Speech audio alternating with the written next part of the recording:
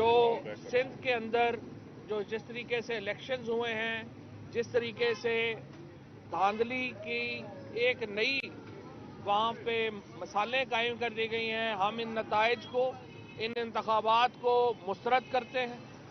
और हम ये मुतालबा करते हैं कि इन इलेक्शंस के ऊपर एक मुकम्मल तहकीकात कराई जाए। जिस तरीके से इन इंतखाबात में सरकारी वसाइल इस्तेमाल किए गए,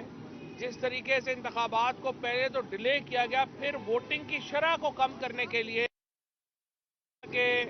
एक बाकायदा मनसूबाबंदी के तहत वजीर दाखिला राना सनाउल्लाह ने और खुद पीपल्स पार्टी की हुकूमत ने बार बार कराची के शहरियों को ये कह के इन इंतखाबात से दूर रखने की कोशिश की कि यहाँ पे तो धमाके हो सकते हैं,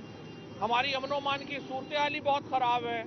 अब अगर जो हुकूमतें हैं, अगर वही अपने शहरियों को डराने पे आ जाए और ये बताने पे आ जाए कि आपने घरों से नहीं निकलना, तो जाहिर है कि वोटिंग की शरह मुतासर होनी थी और वोटिंग की शरह उससे मुतासर हुई। और इसके बाद जो जिस तरीके से फॉर्म्स की तब्दीली है, वो अब सारी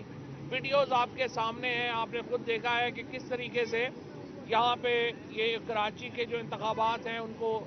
मुतासर किया गया, किस तरीके से कराची के इंतखाबात जो हैं उनको एक मजाक बनाया गया। इसको हम जो है वो मुस्तरद करते हैं।